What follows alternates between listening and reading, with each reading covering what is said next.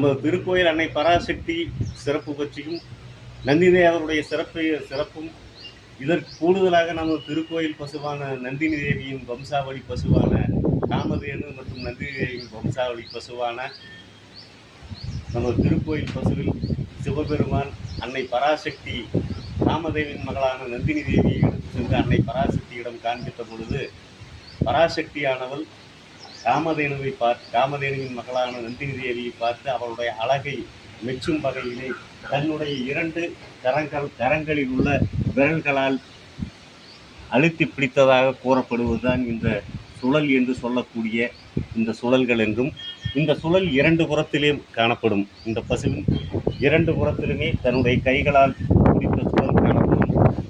அதுபோலவே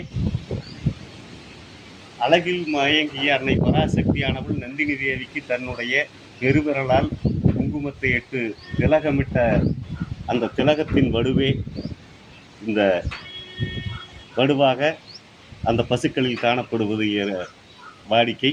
அது நமது திருக்கோயில் பசுக்களிலும் காணப்படுகிறது. இது நமது திருக்கோயிலின் மீண்டும் ஒரு சிறப்பாகும். எல்லாம் வல்ல அன்பர்கள் எமது தந்தை பரமனின் ஈசன் அருளால் திருக்கோயில் பசுவான காமதேனுவின் வம்சாவளி பசுவையும் நந்திதேவரையும் அன்னை பராசக்தியும் வணங்கி